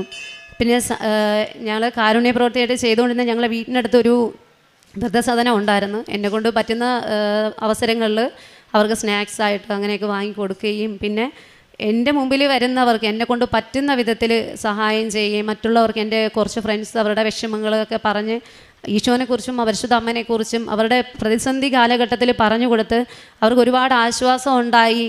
അവരുടെ സൂയിസൈഡിനെ കുറിച്ച് ചിന്തിച്ചിരുന്ന ഒരു അവസരത്തിൽ പോലും അവർ അതിൽ നിന്നൊക്കെ അവർ മോചനം കിട്ടി, ഒരുപാട് ആശ്വാസം കിട്ടി എന്നൊക്കെ പറഞ്ഞ് കേട്ടിട്ടുണ്ട്. ഇത്രത്തോളം നല്ല വാക്കുകൾ മറ്റുള്ളവരോട് പറയാൻ വേണ്ടി എനിക്ക് എങ്ങനെ പറ്റിയെന്ന് എനിക്ക് അറിഞ്ഞുകൂടാ. പക്ഷേ ഇത്രത്തോളം സഹായിച്ച പരിശുദ്ധ അമ്മ മാതാവിന് കോടാനുകൂടി നന്ദി അർപ്പിക്കുന്നു. അതുപോലെ ഒരു സങ്കടം വരുമ്പോൾ മാതാവിൻ്റെ കാശുരൂപം കയ്യിലെടുക്കുമ്പോൾ എന്തെന്നില്ലാത്തൊരു സമാധാനം കിട്ടും. ആത്മീയ ജീവിതം എന്ന് പറയാൻ എന്നും രാവിലെ കുർബാനയ്ക്ക് പോകാൻ എനിക്ക് പറ്റുമായിരുന്നു. പിന്നെ അതുപോലെ തന്നെ എനിക്ക് പെട്ടെന്ന് ദേഷ്യം വരുന്ന ഒരു സ്വഭാവം ഉണ്ടായിരുന്നു. ഇപ്പം ആ പഴയ പോലെ വലിയ ദേഷ്യം വരാറില്ല. അതുപോലെ തന്നെ എന്നെ കൊണ്ട് പറ്റുന്ന വിധത്തിലെല്ലാം ഉടമ്പടി നിബന്ധനകൾ കുറച്ച് വീഴ്ചകൾ വന്നിട്ടുണ്ട്. എന്നാൽ പോലും പറ്റുന്ന വിധത്തിലെല്ലാം ഉടമ്പടി നിബന്ധനകൾ പാലിക്കാൻ ശ്രദ്ധിച്ചിട്ടുണ്ട്. പിന്നെ സങ്കടം വരുമ്പോൾ ഓടിച്ചെന്ന് ബൈബിൾ തുറക്കുമ്പോൾ അതിനെനിക്കൊരു ആശ്വാസം വചനത്തിലൂടെ കിട്ടിയിട്ടുണ്ട്. പിന്നെ ഒരു തവണ മാതാവിൻ്റെ മുല്ലപ്പൂ മണമായിട്ടും അതുപോലെ തന്നെ ഇടയ്ക്ക് മാതാവിൻ്റെ രൂപം സ്വപ്നത്തിൽ മാതാവിൻ്റെ രൂപമായിട്ട് കാണാനും ഉള്ള ഭാഗ്യം എനിക്ക് കിട്ടിയിട്ടുണ്ട്. ഇത്രയും സാക്ഷ്യം പറയാൻ പറ്റുമെന്ന് പ്രതീക്ഷിച്ചല്ല, ആകെ വറച്ചിട്ടാണ് ഇവിടെ നിന്നത്. എന്നാൽ ഇത്രയും സഹായിച്ച പരിശുദ്ധ അമ്മ മാതാവിനും. എൻ്റെ പേര് ടെന്നി ജോസഫ്. ഞാൻ വരുന്നത് പൂഞ്ഞാറിൽ നിന്നാണ്. ഞാൻ ഉടമ്പടി എടുത്തത് 7/4/2022 ഞാനിവിടെ വരുന്നത് ഒരു ചേച്ചി എന്നെ ഇവിടെ കൊണ്ടുവരികയാണ് ചെയ്തത്. വരാൻ ഒരുപാട് ഞാൻ ആഗ്രഹിച്ചുകൊണ്ട് വന്നതാണ്. എപ്പോഴും മാതാവിനെ സ്വപ്നം കാണുമായിരുന്നു. പക്ഷെ എനിക്കിവിടെ വരാൻ പറ്റാത്തൊരു സാഹചര്യത്തിലായിരുന്നു. അപ്പോൾ തൊട്ടടുത്തൊരു ചേച്ചി പുറത്തുനിന്ന് വന്നു. അപ്പോൾ ആ ചേച്ചി മോളും കൂടി പോരാൻ വേണ്ടിയാണ് ഇരുന്നത്. പക്ഷേ ആ മോക്ക് വരാൻ പറ്റാത്ത സാഹചര്യം വന്നപ്പോൾ എന്നോട് ചോദിച്ചു വരാമോ എന്ന്. അങ്ങനെയാണ് ഞാനിവിടെ വന്നപ്പോൾ ഉടമ്പടി എടുക്കണമെന്നൊന്നും ഉദ്ദേശത്തോടെയല്ല വന്നത്. അതിനെപ്പറ്റി എനിക്ക് അത്ര അറിവില്ലായിരുന്നു. ഇവിടെ വന്ന് ഉടമ്പടി എടുക്കണമെന്ന് പറഞ്ഞപ്പോൾ ഞാൻ ഉടമ്പടി എടുത്തു. പക്ഷേ ഇതൊക്കെ എനിക്ക് പറ്റുമോ എന്നൊന്നും എനിക്ക് അറിയത്തില്ലായിരുന്നു. പക്ഷേ ഉടമ്പടി എടുത്ത് ഇവിടുന്ന് പോകുമ്പോൾ എനിക്കിത് ചെയ്യാൻ പറ്റുമെന്നൊരു വിശ്വാസം എനിക്കുണ്ടായിരുന്നു. ഇവിടുന്ന് ഞാൻ എല്ലാ കാര്യങ്ങളും കൃത്യമായിട്ട് ചെയ്തു. പിന്നെ എപ്പോഴും മക്കളില്ലാതെ ഇരുന്നപ്പോൾ എല്ലാവരും കുത്തുവാക്കുകൾ കൊണ്ട് വേദനിപ്പിക്കുമായിരുന്നു.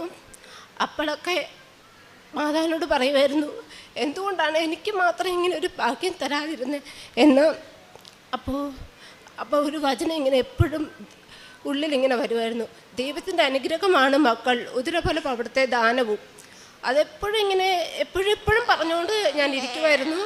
അങ്ങനെ ഇവിടുന്ന് ഉടമ്പടി എടുത്തിട്ട് പോയിട്ട് 1 വർഷമായിട്ടും എനിക്കൊരു അനുഗ്രഹവും കിട്ടാറില്ല. അതപ്പോൾ മാതാവിനോട് ചോദിച്ചു, എല്ലാവർക്കും അനുഗ്രഹം കിട്ടുന്നുണ്ട്, എനിക്ക് മാത്രം എന്താ തരാത്തതെന്ന് ചോദിക്കുമായിരുന്നു. അപ്പോഴും മനസ്സിൽ വരുന്ന വചനം ഇതായിരുന്നു, ദൈവത്തിൻ്റെ അനുഗ്രഹമാണ് മക്കൾ, ഉദരഫലം അവിടുത്തെ ദാനവും. എപ്പോഴും ഇത് തന്നെ മനസ്സിലിങ്ങനെ പറഞ്ഞുകൊണ്ടിരിക്കുമായിരുന്നു. പിന്നെ ഉറങ്ങുമ്പോൾ മാതാവിൻ്റെ കയ്യിലൊരു കുഞ്ഞിനെ എപ്പോഴും എനിക്ക് കാണിച്ചു തന്നുകൊണ്ടേ ഇരിക്കുമായിരുന്നു. അങ്ങനെ 1 വർഷം കഴിഞ്ഞപ്പോൾ ഞാൻ പ്രഗ്നൻ്റ് ആകുകയും പല പ്രഗ്നൻസി സമയത്ത് ഒരുപാട് പ്രശ്നങ്ങൾ ഞാൻ നേരിട്ടിട്ടുണ്ട്. അപ്പോഴൊക്കെ ഞാൻ മാതാവിനോട് ഉടമ്പടിയുടെ തൈലം വയറെ തൊട്ട് കുരിശ വരച്ചിട്ടാണ് ഞാൻ കടക്കാറുള്ളത്. ആ സമയത്തൊക്കെ പല പ്രശ്നങ്ങളിൽ കൂടെ കടന്നു പോകുമായിരുന്നു ഞാൻ. അന്നേരമൊക്കെ ഈ പ്രാർത്ഥനകൾ ചൊല്ലി തന്നെയാണ് പൊയ്ക്കൊണ്ടിരുന്നത്. അവസാന സമയം, അതായത് 8ാം മാസത്തിൽ ഡോക്ടറിന് പെട്ടെന്ന് എനിക്ക് ഫ്ലൂയിഡ് താന്നു പോവുകയും പെട്ടെന്ന് ഡോക്ടർ പറഞ്ഞു, ഇത് ചിലപ്പം ഓപ്പറേഷൻ ചെയ്യേണ്ടി വരുമെന്ന് പറഞ്ഞു. അപ്പം ഞാൻ ഉടമ്പടി തൈലമെടുത്ത് വയറെ തൂക്കുകയും പ്രാർത്ഥിച്ച് അവിടെ കിടക്കുകയും ചെയ്യും. അപ്പോൾ ഡോക്ടർ എന്നോട് വന്നിട്ട് പറഞ്ഞു, നമുക്ക് നോക്കിയിട്ട് ഒരാഴ്ച കഴിഞ്ഞിട്ട് നമുക്ക് ഇതേ കണ്ടീഷനാണെങ്കിൽ നമുക്ക് ഓപ്പറേഷൻ ചെയ്ത് കുഞ്ഞിനെ പുറത്തെടുക്കേണ്ടി വരുമെന്ന് പറഞ്ഞു. അപ്പോഴൊക്കെ ഈ പ്രാർത്ഥനകളും ചൊല്ലി ഞാൻ ഉടമ്പടിയുടെ തൈലം വയറെ തൂത്തുകൊണ്ടിരുന്നു. ഒരാഴ്ച കഴിഞ്ഞ് അന്ന് ക്രിസ്മസ് ആയിരുന്നു. അന്ന് ക്രിസ്മസിന് അന്ന് ഡോക്ടർ എന്നോട് പറഞ്ഞു, ഫ്ലൂയിഡ് അതേപോലെ കണ്ടീഷനിൽ തന്നെ നിൽക്കുവാണ്, നീ വീട്ടിൽ പോയി വരിക, 1.5 ദിവസം സ്കാനിങ് ഉണ്ടെന്ന് പറഞ്ഞു. തിരിച്ച് ഞാൻ ക്രിസ്മസിൻ്റെ അന്ന് വീട്ടിൽ ഉച്ചയായപ്പം വന്നു, പ്രാർത്ഥിച്ചു. പിറ്റേ 2 ദിവസം കഴിഞ്ഞിട്ട് ഞാൻ സ്കാനിങ്ങിന് ചെന്നപ്പോൾ ഡോക്ടർ പറഞ്ഞു, ഫ്ലൂയിഡ് കയറി വരുന്നുണ്ട്, കുഴപ്പമൊന്നുമില്ല, കുഞ്ഞ് ഹെൽത്തിയായിട്ടിരിക്കുന്നു എന്നും പറഞ്ഞു. അത് കേട്ടപ്പോൾ സന്തോഷമായി. കറക്റ്റ് ഡെലിവറി സമയത്ത് തന്നെ, ഡേറ്റ് തന്ന സമയത്ത് തന്നെ എനിക്കൊരു ആൺകുഞ്ഞിനെ തന്ന് ദൈവം അനുഗ്രഹിച്ചു. അതുപോലെ തന്നെ ആങ്ങളയുടെ കല്യാണം വൈകുമായിരുന്നു. ഒരുപാട് ആലോചനകൾ വരികയും ഞങ്ങൾ തേടിയിട്ടൊന്നും നടക്കാതെ വരികയും ചെയ്തു. അപ്പോൾ ഞാൻ അന്നേരം ചേട്ടായോട് പറയായിരുന്നു, മാതാവിനെ മുറുകെ പിടിച്ചോളാൻ. അന്നേരവും നമ്മളിങ്ങനെ പ്രാർത്ഥിച്ചുകൊണ്ടിരിക്കും, മറ്റുള്ളവർ കുത്തുവാക്കുകൾ പറഞ്ഞുകൊണ്ടിരിക്കും. അങ്ങനെ 2 വർഷത്തിന് ശേഷം ഒരു പെൺകുട്ടിയെ ഇഷ്ടപ്പെടുകയും അവരുടെ വീട്ടുകാരുമായിട്ട് കല്യാണം ഉറപ്പിക്കുകയും ഈ കഴിഞ്ഞ ഫെബ്രുവരി 5-ാം തീയതി അവരുടെ കല്യാണം നല്ലതുപോലെ മംഗളമായി നടക്കുകയും ചെയ്തു. മാതാവിന് ഒരുപാട് അനുഗ്രഹം പറഞ്ഞുകൊണ്ട് നിർത്തും. 39 ഇന്ന് കറക്റ്റ് 39 വയസ്സിലേക്ക് ചേട്ടായി കയറിയിരിക്കുകയാണ്. എല്ലാവിധ അനുഗ്രഹങ്ങളും അവരുടെ ജീവിതത്തിലുണ്ടാകട്ടെ എന്ന് പ്രാർത്ഥിക്കുന്നു.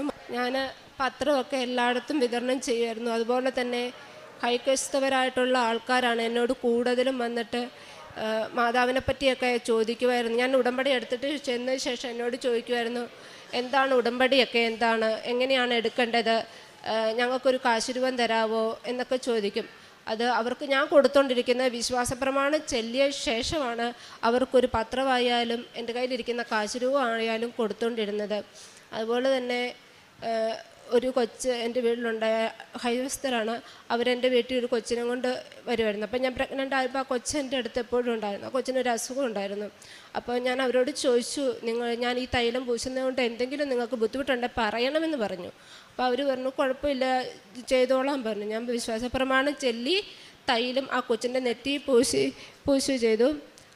2 ദിവസം കഴിഞ്ഞപ്പോൾ ഡോക്ടർ പറഞ്ഞു കൊച്ചിന് കുഴപ്പമില്ല, മരുന്ന് കഴിച്ചാൽ മതി, മാറുമെന്ന് പറഞ്ഞു. ആ കൊച്ചിനൊരു കുഴപ്പവും ഇല്ല. അതുപോലെ തന്നെ ഒത്തിരി പേര് ഇവിടെ വരുമ്പം ഞങ്ങൾക്ക് വേണ്ടി പ്രാർത്ഥിക്കണം, അല്ലെ ഒരു കാശ് രൂപ എങ്ങനെയാണ് ഉടമ്പടി എടുക്കേണ്ടത് എന്നൊക്കെ ചോദിക്കാറുണ്ട്. അതൊക്കെ പറഞ്ഞു കൊടുക്കാറുണ്ട്. പത്രമൊക്കെ ഉണ്ടെങ്കിൽ തരുമോ, അല്ലെ കാശ് രൂപ ഉണ്ടെങ്കിൽ തരുമോ എന്ന് ചോദിക്കുന്നവരുണ്ട്. അവർക്കൊക്കെ അത് കൊടുക്കാറുണ്ട്. പക്ഷേ പ്രാർത്ഥിച്ചിട്ട് മാത്രമായിരിക്കും കൊടുക്കുക എന്നുള്ളതാണ്. പിന്നെ അവരോടും ഞാൻ പറയും, നിങ്ങളും ഇത് നിങ്ങളോട് ആരെങ്കിലും ചോദിച്ചാൽ ഇതുപോലെ പ്രാർത്ഥിച്ചിട്ട് കൊടുക്കാം. പിന്നെ ക്രൈസ്തവർക്കൊന്നും പ്രാർത്ഥന ചെല്ലാൻ അറിയത്തില്ലായിരിക്കും. അപ്പം ഞാൻ പറയും, നിങ്ങളുടെ രീതിയിൽ പ്രാർത്ഥിച്ചിട്ട് ഒന്ന് കൊടുത്ത് ദൈവത്തിന് മാതാവിനോടൊന്ന് പ്രാർത്ഥിച്ചിട്ടൊന്ന് കൊടുത്തേക്കണം. നിങ്ങൾക്ക് പ്രാർത്ഥിക്കാൻ അറിയത്തില്ല, അറിയാവുന്ന പോലെ പ്രാർത്ഥിച്ചിട്ടേ കൊടുക്കാവുള്ളൂ എന്ന് പറയാറുണ്ട്. അത് അവർക്ക് അനുഗ്രഹം കിട്ടി എന്ന് പറയുമ്പോൾ കേൾക്കുമ്പോൾ നമുക്കൊരു സന്തോഷമാണ് ഉള്ളിൽ. അത് എല്ലാവർക്കും അതുപോലെ അനുഗ്രഹം കിട്ടട്ടെ എന്ന് പ്രാർത്ഥിക്കുന്നു. എനിക്ക് ഈ 2 അനുഗ്രഹങ്ങൾ തന്ന മാതാവിനും ഈശോയ്ക്കും ഒരുപാട് നന്ദി പറഞ്ഞുകൊണ്ട് അമ്മ മാതാവിനും തിരുക്കുമാരനും ആദ്യമായി ഞാൻ കോടാനുകൂടി നന്ദി പറയുന്നു. ഈ അൾത്താരയിൽ കയറി സാക്ഷ്യം പറയാൻ എന്നെ അനുവദിച്ചതിന് നന്ദി പറയുന്നു. എൻ്റെ പേര് റീജ ബേബി. പത്തനംതിട്ട ജില്ലയിൽ കൂടൽ എന്ന സ്ഥലത്തു നിന്നാണ് വരുന്നത്. ഞാൻ ആദ്യമായി ഉടമ്പടി എടുത്തത് 4/11/2024 അന്ന് മുതൽ തന്നെ ഞാൻ മാതാവിൻ്റെ കാശ് രൂപം ധരിച്ചാണ് പ്രാർത്ഥിച്ചുകൊണ്ടാണ് ഞാൻ എല്ലാ യാത്രയിലും പോവാറുള്ളത്. കഴിഞ്ഞ ഡിസംബർ മാസം മൂത്ത മകളുടെ സ്കൂളിലെ മീറ്റിങ്ങിന് പോകാൻ ഇറങ്ങവേ എൻ്റെ സ്കൂട്ടറിൽ ഒരു കാർ വന്ന് തട്ടുകയുണ്ടായി. അപ്പോൾ ഞാൻ റോഡിലേക്ക് നല്ല രീതിയിൽ ഹെൽമറ്റ് വരെ തെറിച്ചു പോയി. ഞാൻ അത്രയും ആ ഒരു വേഗതയിൽ ഞാൻ റോഡിലോട്ട് തെറിച്ച് വീഴുകയുണ്ടായി. അപ്പോൾ എന്നെ എന്താ പറയേണ്ടതെന്ന് എനിക്കറിയില്ല. അത്രയും കണ്ടു നിന്നവരെല്ലാം സത്യം പറഞ്ഞാൽ പേടിച്ചു പോയി. പുനലൂർ മൂവാറ്റുപുഴ റോഡാണ്. അത് പറയുമ്പോൾ നമുക്കറിയാം എത്രത്തോളം തിരക്കുള്ള ഒരു റോഡാണെന്ന്. അപ്പം ഞാൻ റോഡിലോട്ട് തന്നെയാണ് തെറിച്ച് വീണത്. അപ്പം എല്ലാവരും പെട്ടെന്ന് പ്രതീക്ഷിക്കുന്നതിനപ്പുറം എല്ലാവരും ഓടിക്കൂടുകയും എല്ലാം ചെയ്തു. അപ്പോൾ അമ്മ മാതാവും തിരുക്കുമാരനും എൻ്റെ കൂടെ ഉണ്ടെന്ന് എനിക്ക് ആ നിമിഷം മനസ്സിലായി. കാരണം വെച്ചാൽ ചെറിയ നിസാര പരുക്കുകളോടുകൂടെ എന്നെ അമ്മ മാതാവും തിരുക്കുമാരനും അവരുടെ ഉള്ളം കയ്യിൽ എന്നെ സംരക്ഷിച്ചു. ഞാൻ എൻ്റെ അമ്മ മാതാവിനും തിരുക്കുമാരനും ഇപ്പോൾ അതിന് നന്ദി പറയുന്നു. എൻ്റെ രണ്ടാമത്തെ സാക്ഷ്യം എന്ന് പറയുന്നത് 2012 എനിക്ക് മൂത്ത മകളെ മൂത്ത മകളെ പ്രസവിച്ച് കഴിഞ്ഞ് 2012 എനിക്കൊരു 1.5 കൊല്ലം PCODയുടെ നല്ല ബുദ്ധിമുട്ടുണ്ടായിരുന്നു. എന്ന് പറയുന്നത് ഓവർ ബ്ലീഡിങ്ങാണ്. 30 ദിവസം ഉണ്ടെങ്കിലും 30 ദിവസവും ബ്ലീഡിങ് തന്നെയാണ്. അങ്ങനെ ഞാൻ 1.5 കൊല്ലം ആ കഷ്ടത അനുഭവിച്ചിട്ട് ഞാൻ പലയിടത്തും നല്ല ഒരു ട്രീറ്റ്മെൻറ്റിന് പോവുകയും അവസാനം ഞാൻ 2012 ഞാൻ അതിന് ട്രീറ്റ്മെൻറ്റ് എടുക്കുകയും അത് കുറച്ച് മാറ്റങ്ങൾ മരുന്ന് കഴിച്ചതിനെ തുടർന്ന് മാറ്റങ്ങൾ സംഭവിക്കുകയും ചെയ്തു. എനിക്ക് കഴിഞ്ഞ മെയ് മാസം പിന്നെയും അതുപോലെ തന്നെ എനിക്ക് നല്ല ബുദ്ധിമുട്ടുണ്ടായി. അത് കഴിഞ്ഞ് അപ്പോൾ ഞാൻ ഇവിടെ വന്ന് മാതാവിനോട് പ്രാർത്ഥിക്കുകയും അന്ന് ശുശ്രൂഷയിലായിരുന്ന അച്ഛൻ്റെ കൈവപ്പ് വഴി ആ നിമിഷം തന്നെ എനിക്കൊരു ഒരു കൈവപ്പ് വഴി നല്ലൊരു രോഗസൗഖ്യം എനിക്ക് നൽകി അനുഗ്രഹിച്ചതിന് അമ്മ മാതാവിനും തിരുക്കുമാരനും ഞാൻ കോടാനുകോടി നന്ദി പറയുന്നു. അച്ഛൻ്റെ കൈവപ്പ് ശുശ്രൂഷയിലൂടെ ലഭിച്ച കൃപകൾക്കായി അമ്മ മാതാവിനും തിരുക്കുമാരനും കോടാനുകോടി ഞാൻ നന്ദി പറയുന്നു. കഴിഞ്ഞ മെയ് മാസം 2025 മെയ് മാസത്തിലാണ്. എൻ്റെ അടുത്ത സാക്ഷ്യം എന്ന് പറയുന്നത് എൻ്റെ ഇളയ മകളെ കുറിച്ചുള്ളതാണ്. ഇളയ മകൾ ഞാൻ മാസം തികയാതെയാണ് പ്രസവിച്ചത്. അപ്പോൾ അന്ന് മുതൽ തന്നെ കുഞ്ഞിന് കുറേ ആരോഗ്യ പ്രശ്നങ്ങളുണ്ട്. സംസാരിക്കുമ്പോൾ നല്ല വിക്ക് അനുഭവപ്പെടുന്നുണ്ടായിരുന്നു. കുഞ്ഞിന് ഭയങ്കര ബുദ്ധിമുട്ടായിരുന്നു. കുഞ്ഞിന് മൊത്തത്തിൽ ശാരീരിക ബുദ്ധിമുട്ടുകളുണ്ടായിരുന്നു. ഞാൻ ഇവിടുന്ന് വന്ന് ഉടമ്പടി എടുത്ത് പിന്നെ വ്യഞ്ചരിച്ച വസ്തുക്കൾ കുഞ്ഞിന് പ്രത്യേകിച്ച് ഉപ്പും എണ്ണയെല്ലാം കൊടുത്ത് കുഞ്ഞിന് ഡെയിലി എല്ലാ ദിവസവും ഞാൻ കുഞ്ഞിനത് കൊടുക്കുകയും, സത്യം പറഞ്ഞാൽ ഞാൻ അറിഞ്ഞിട്ട് പോലും ഇല്ല കുഞ്ഞിന് എപ്പോഴാണ് സത്യം പറഞ്ഞാൽ മാറ്റം സംഭവിച്ചതെന്ന് പോലും ഞാൻ ശ്രദ്ധിച്ചിട്ടില്ല. സത്യം പറഞ്ഞാൽ തുടക്കമൊന്നും ഞാൻ അറിഞ്ഞിട്ട് പോലും ഇല്ല. ഇപ്പോൾ കുറേ ദിവസങ്ങൾ മുന്നോട്ട് പോയി കഴിഞ്ഞാണ് ഞാനൊരു കുഞ്ഞിന് ഇത്രത്തോളം മാറ്റം ഉണ്ടായെന്ന് എൻ്റെ ശ്രദ്ധ വരിക. ഇപ്പം ഒട്ടും ബുദ്ധിമുട്ടില്ലെന്ന് തന്നെ പറയാം. കുഞ്ഞിന് നല്ല രീതിയിൽ സംസാരിക്കാൻ സാധിക്കുന്നുണ്ട്. അതുപോലെ തന്നെ കുഞ്ഞിന് എപ്പോഴും ഈ നടക്കുമ്പോഴും എടുക്കുമ്പോഴും ഒക്കെ കാലിന് ബുദ്ധിമുട്ടുണ്ടായിരുന്നു. അപ്പോൾ അതിനുവേണ്ടി ഞാൻ ഹോസ്പിറ്റലിൽ കൊണ്ടുപോയി. അപ്പം ഹോസ്പിറ്റലിൽ കൊണ്ടുപോയപ്പോൾ ഡോക്ടർ പറഞ്ഞു എക്സ്റേ എടുത്ത് നോക്കണം, കുഞ്ഞിങ്ങനെ ജനിച്ചതും ബുദ്ധിമുട്ടും ഒക്കെ ഉണ്ടായതുകൊണ്ട് നമുക്കതൊന്ന് എക്സ്റേ എടുത്ത് നോക്കിയിട്ട് ബാക്കി കാര്യങ്ങളൊക്കെ പറയാം എന്നാണ് ഡോക്ടർ എന്നോട് പറഞ്ഞത്. അപ്പോൾ സത്യം പറഞ്ഞാൽ എനിക്കൊരു നല്ലൊരു പേടി ഉള്ളിൽ കിടപ്പുണ്ട്. കാരണം വെച്ചാൽ കുഞ്ഞ് മാസം തികയാതെ പ്രസവിച്ച് അന്നോട്ട് ഞാൻ കുഞ്ഞിൻ്റെ ബുദ്ധിമുട്ടുകൾ ഞാൻ കണ്ടുകൊണ്ടിരിക്കുന്നതാണ്. അപ്പോൾ എനിക്ക് ഭയങ്കര ഒരു വിഷമവും സങ്കടവും, ഇനി എന്തെങ്കിലും ആകുമോ എന്നുള്ളൊരു സങ്കടവും വിഷമമൊക്കെ എനിക്കുണ്ടായിരുന്നു. അപ്പം ഞാൻ എൻ്റെ ശരീരത്ത് കാശുരൂപം ധരിച്ചാണ് ഞാൻ എല്ലായിടത്തും യാത്ര ചെയ്യാറുള്ളതെന്ന് ഞാൻ പറഞ്ഞായിരുന്നല്ലോ.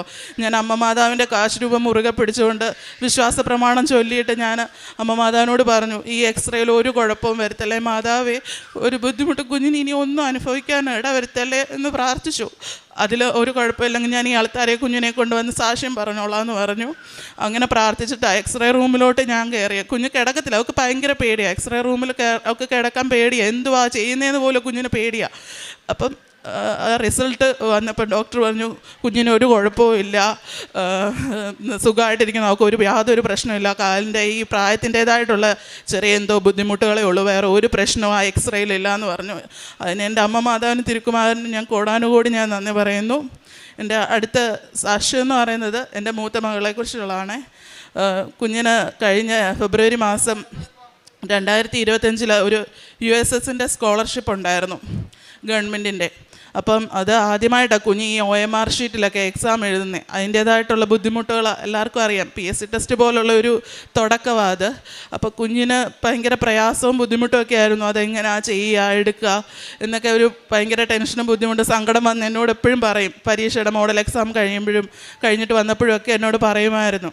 അപ്പം ഞാൻ അന്ന് ആ പരീക്ഷയുടെ ദിവസം ഞാനും കുഞ്ഞും കൂടെ പരീക്ഷയ്ക്ക് പോകുന്നതിന് മുമ്പ് അമ്മ മാതാവിനോടും തിരുക്കുമാരനോടും പ്രാർത്ഥിച്ചിട്ട് വെഞ്ചരിച്ച സാധനങ്ങൾ ഞാൻ കുഞ്ഞിന് കൊടുക്കുകയുണ്ടായി. കുഞ്ഞ് അത് OMR ഷീറ്റിലും ഹോൾ ടിക്കറ്റിലും ഇട്ട് പ്രാർത്ഥിക്കുകയും അതിനെ തുടർന്ന് കുഞ്ഞിന് ആ സ്കോളർഷിപ്പ് ലഭിക്കുകയും ചെയ്തു.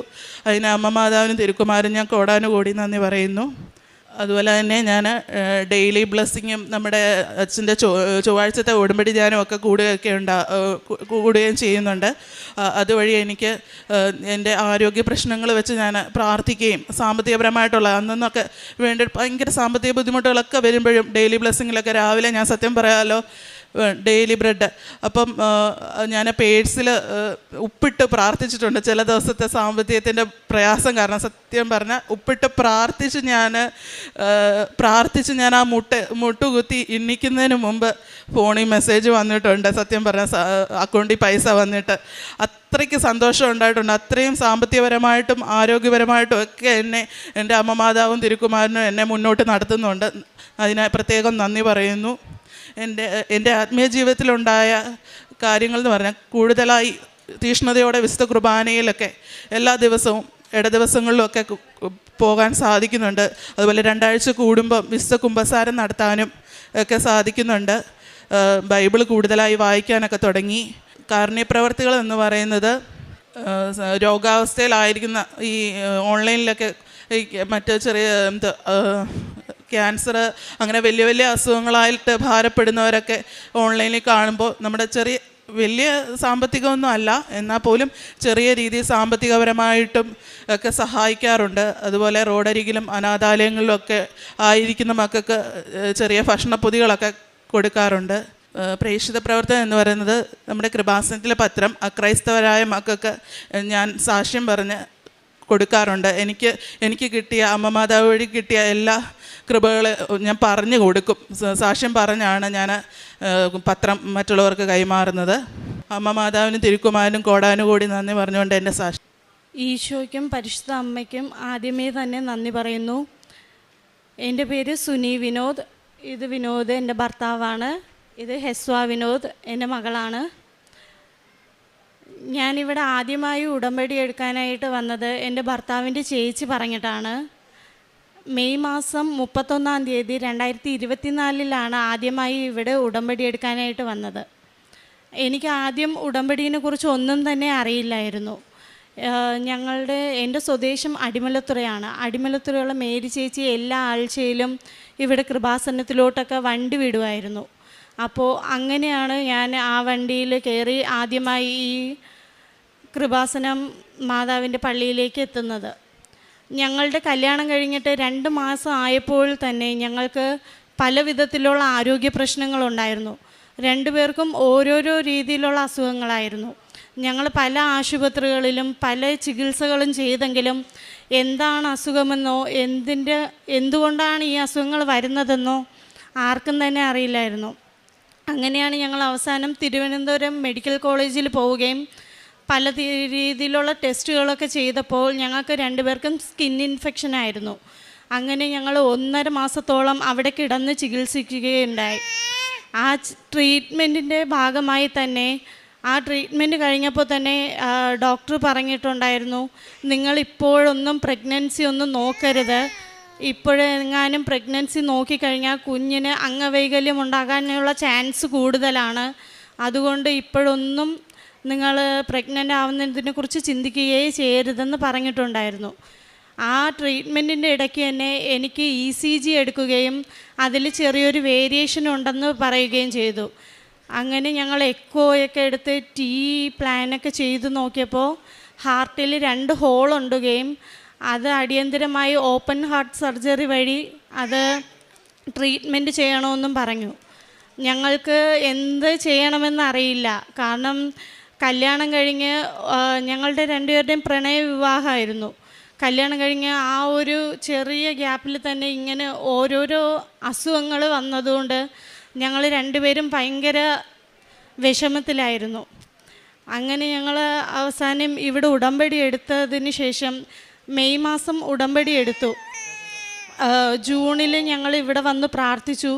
ജൂലൈയിൽ ഫാദർ ജോസഫ് അച്ഛനെ കണ്ട് ജോസഫ് അച്ഛൻ എനിക്ക് സൈത്തിൻ്റെ ഇത് തന്നു, നെഞ്ചിൽ പുരട്ടാനായിട്ടൊക്കെ തന്നു. അതിനുശേഷം ഞാൻ ഇവിടെ ഉടമ്പടി പ്രകാരം തന്നെ എല്ലാ പ്രാർത്ഥനകളും പ്രത്യക്ഷീകരണ പ്രാർത്ഥനകളും ഉടമ്പടി വസ്തുക്കളും എല്ലാം ഉപയോഗിക്കുന്നുണ്ടായിരുന്നു. അതിനിടയിൽ തന്നെ എന്നോട് ഡോക്ടർ പറഞ്ഞതാണ്, ഈ സർജറി കഴിഞ്ഞാലും ഓപ്പൺ ഹാർട്ട് സർജറി കഴിഞ്ഞാലും ഇനിയും 2-3 വർഷം കഴിഞ്ഞിട്ട് മാത്രമേ ഇനി പ്രഗ്നൻസിനെ കുറിച്ച് ചിന്തിക്കാവൂ എന്ന്. അപ്പോൾ ഡെർമറ്റോളജി ഡോക്ടറും കാർഡിയോളജി ഡോക്ടറും ഒരേ കാര്യം പറഞ്ഞതുകൊണ്ട് തന്നെ ഞങ്ങൾക്ക് ഭയങ്കര വിഷമമായിരുന്നു. എനിക്ക് എത്രയും പെട്ടെന്ന് ഒരു കുഞ്ഞ് വേണമെന്നുള്ള ആ ഒരു ആഗ്രഹം ഉണ്ടായിരുന്നു. ഒക്ടോബർ മാസം എനിക്ക് സർജറിക്ക് വേണ്ടിയിട്ട് അപ്പോയിൻമെൻറ്റ് തരികയും ഞങ്ങൾ അതിനായിട്ടുള്ള എല്ലാ ട്രീറ്റ്മെൻറ്റും കാര്യങ്ങളും ചെയ്തു. എന്നിരുന്നാലും ഞങ്ങളുടെ 2 പേരുടെ ആഗ്രഹം ഒരു കുഞ്ഞ് വേണമെന്നുള്ളത് തന്നെയായിരുന്നു. അങ്ങനെ തൈറോയിഡിൻ്റെ PCODൻ്റെ പ്രശ്നമുള്ളതുകൊണ്ട് എനിക്ക് എപ്പോഴും പീരീഡ്സ് സ്കിപ്പായാണ് വരുന്നത്. അങ്ങനെ എൻ്റെ ഭർത്താവ് എന്നോട് പറഞ്ഞു, നീ എപ്പോഴും ഇങ്ങനെ പ്രഗ്നൻസി ടെസ്റ്റ് വാങ്ങിച്ച് നോക്കണ്ട, നിനക്ക് മാതാവ് എപ്പോഴെങ്കിലും നിന്നോട് പറയും നീ നോക്ക്, ആ ദിവസം മാത്രം നീ നോക്കിയാൽ മതി, ചുമ്മാ എപ്പോഴും നോക്കരുത് എന്ന് പറഞ്ഞു. അങ്ങനെ പെട്ടെന്നൊരു ദിവസം എനിക്ക് ജൂലൈ 30 ഞാൻ ജോസഫ് അച്ഛനെ കണ്ട് തിരിച്ച് മടങ്ങി. അങ്ങനെ ഓഗസ്റ്റ് മാസം 25-ാം തീയതി ആയപ്പോൾ എനിക്കെന്തോ മാതാവ് എന്നോട് പറയുന്നത് പോലെ തോന്നി, നീ ഒന്ന് ടെസ്റ്റ് ചെയ്ത് നോക്ക് എന്നുള്ളത്. ഒത്തിരി തവണ നെഗറ്റീവായിട്ട് വന്നിട്ടുള്ളത് കൊണ്ട് ഒട്ടും വിശ്വാസമില്ലായിരുന്നു ഇത് പോസിറ്റീവ് ആവുമെന്ന്. അങ്ങനെ നോക്കിയപ്പോഴാണ് അത് പോസിറ്റീവായിരുന്നു. അങ്ങനെ എനിക്ക് മാതാവ് ഒരു കുഞ്ഞിനെ നൽകി. ആ പോസിറ്റീവായ സമയത്ത് തന്നെ ഞങ്ങൾക്ക് 2 പേർക്കും ആശങ്കയുള്ളത് ഇനിയും സ്കിൻ ഡോക്ടറും കാർഡിയോളജി ഡോക്ടറും ഇത് മുന്നോട്ട് കൊണ്ടുപോകാൻ പറയുമോ ഇല്ലയോ എന്നുള്ള കാര്യത്തിലായിരുന്നു. ഞാൻ ശ്രീചിത്രയിലാണ് ഹാർട്ടിൻ്റെ ഡോക്ടറെ കാണിക്കാനായിട്ട് പോയത്. അവിടെ പോയപ്പോൾ ഡോക്ടർ പറഞ്ഞത് ഇയാളുടെ ഹെൽത്ത് ഒത്തിരി വീക്കാണ്, എങ്ങനെയാണെന്ന് അറിയില്ല, നല്ല റിസ്ക്കാണ്, നിങ്ങളിത് മുന്നോട്ട് കൊണ്ടുപോകാനാണോ ഉദ്ദേശിക്കുന്നത്, എങ്ങനെയാണ് എന്നുള്ള കാര്യം ചോദിച്ചു. ഞങ്ങൾ അങ്ങനെ നിന്നപ്പോഴാണ് ഡോക്ടർ ഇങ്ങനെ, നിങ്ങൾ റിസ്ക് എടുക്കാനായിട്ട് നിങ്ങൾക്ക് കുഴപ്പമില്ലെങ്കിൽ ഞങ്ങൾ എഴുതി തരാം എന്നുള്ള കാര്യം പറഞ്ഞു. ഞാനും എൻ്റെ ഭർത്താവ് ആ സമയം മനസ്സിൽ ചിന്തിച്ചത് എന്തെന്ന് വെച്ചാൽ, കൃപാസനം മാതാവ് ഞങ്ങൾക്ക് തന്ന കുഞ്ഞാണ്. കൃപാസനം മാതാവ് യാതൊരു കുഴപ്പവും കൂടാതെ തന്നെ ഞങ്ങൾക്ക് ഇതിനെ പ്രസവിക്കാനായിട്ട് അനുഗ്രഹം തരും എന്നുള്ളൊരു ധാരണയിൽ ഞങ്ങളത് മുന്നോട്ട് കൊണ്ടുപോയി. ഓരോ ചെക്കപ്പിന് പോകുമ്പോഴും ജോസഫച്ചൻ തന്ന കാശ് രൂപ എൻ്റെ കഴുത്തിലും, ഉടമ്പടി നേർച്ച വസ്തുക്കൾ ഉപയോഗിച്ച് ഉടമ്പടി തൈലം എൻ്റെ ഉദരത്തിൽ പുരട്ടിയും നേർച്ച വസ്തുക്കളായ ഈ കാശ് രൂപ എൻ്റെ കയ്യിൽ കൊണ്ടാണ് ഞാൻ ഓരോ സ്കാനിങ്ങിനും ഓരോ ചെക്കപ്പിനും പോയിക്കൊണ്ടിരുന്നത്. ദൈവത്തിൻ്റെ ഫലമെന്നിരിക്കട്ടെ, എനിക്ക് C-സെക്ഷൻ ആയിരുന്നു എങ്കിൽ പോലും കുഞ്ഞിന് യാതൊരു തരത്തിലുള്ള ആരോഗ്യ പ്രശ്നങ്ങളും ഇല്ലാതെ തന്നെ എനിക്ക് കുഞ്ഞിനെ പ്രസവിക്കാനായിട്ട് സാധിച്ചു. അത് ഈ അമ്മയുടെ കാരുണ്യം കൊണ്ട് മാത്രമാണെന്ന് ഞാൻ ഇപ്പോഴും ഉറച്ചു വിശ്വസിക്കുന്നു. പ്രേക്ഷിത പ്രവർത്തനം എന്ന് പറഞ്ഞാൽ, ഞാൻ പല ഹോസ്പിറ്റലുകളിലും പോകുന്ന സമയത്ത്, ഓരോ ചെക്കപ്പിനൊക്കെ പോകുന്ന സമയത്ത് ഇവിടുത്തെ ഉടമ്പടി വസ്തുക്കൾ കൊണ്ടുപോകുമായിരുന്നു. ഈ പത്രങ്ങളൊക്കെ അവർക്ക് കൊടുക്കുമായിരുന്നു. രോഗികളെ കാണുമ്പോൾ അവർക്ക് നേർച്ച വസ്തുക്കൾ ഉപയോഗിക്കാനായിട്ട് ഞാൻ വിശ്വാസ പ്രമാണം പറഞ്ഞുകൊണ്ട് കൊടുക്കുമായിരുന്നു. എനിക്ക് അത്ഭുതം തോന്നിയത്, ഞാൻ വന്നത് തന്നെ ഒരു ഉടമ്പടി പത്രിക കണ്ടിട്ടാണ്. ഞാൻ കൊടുക്കുന്ന പത്രം കണ്ടിട്ട് ഇനിയൊരു കുട്ടി കൂടി വന്നാൽ അതും ഈ കൃപാസന മാതാവിൻ്റെ വിജയമായിട്ടാണ് ഞാൻ കരുതുന്നത്. പിന്നെ നേർച്ച വസ്തുക്കൾ, എനിക്ക് രോഗം, ചില ആൾക്കാർ വന്ന് പറയും, മോളെ നിൻ്റെ കയ്യിൽ നേർച്ച വസ്തുക്കൾ ഉണ്ടെങ്കിൽ ഒന്ന് പ്രാർത്ഥിച്ചിട്ട് തരുമോ എന്ന് ചോദിക്കും. അങ്ങനെയുള്ളവർക്കൊക്കെ ഞാൻ ഇട്ട് കൊടുക്കാറുണ്ട്. പിന്നെ പത്രം വിതരണം ചെയ്യും. ഓർഫനേജിലും വൃദ്ധസദനത്തിലൊക്കെ പോയി അവർക്ക് ഫുഡ്, ഒരു നേരത്തെ ഫുഡ് അവർ സ്പോൺസർ ചെയ്ത് അങ്ങനെ കൊടുക്കാറുണ്ട്. ആത്മീയ ജീവിതം, ദൈവത്തിനോട് മുമ്പൊക്കെ ഞാൻ പള്ളിയിൽ പോകുമോ എന്ന് ചോദിച്ചാൽ എല്ലാ ഞായറാഴ്ചകളിലും മാത്രമേ പള്ളിയിൽ പോകത്തുള്ളൂ. ഒരു ക്രിസ്ത്യാനിയായി എന്ന് പറയുന്നത് എന്താ, സാധാരണ കൂദാശകൾ സ്വീകരിക്കാനായിട്ട് മാത്രമാണ് ഞാൻ. അല്ലാതെ വേറെ ദൈവത്തോട് അടുക്കാനോ ദൈവത്തോട് സംസാരിക്കാനോ ഒന്നും തന്നെ എനിക്കറിയില്ലായിരുന്നു. ഇവിടെ വന്നപ്പോഴാണ് ജോസഫ് അച്ഛൻ്റെ ഓരോരോ ക്ലാസ്സുകളും ഡെയിലി ബ്രെഡിൻ്റെ ഡെയിലിയുള്ള ധ്യാനങ്ങളും ചൊവ്വാഴ്ചകളിലെ ധ്യാനങ്ങളൊക്കെ കൂടി നമുക്ക് മാതാവിനോട് എങ്ങനെ സംസാരിക്കാമെന്നുള്ള രീതിയിൽ ഞാൻ അങ്ങനെ ദൈവത്തോട് കൂടുതൽ അടുക്കുകയാണ് ചെയ്തത്.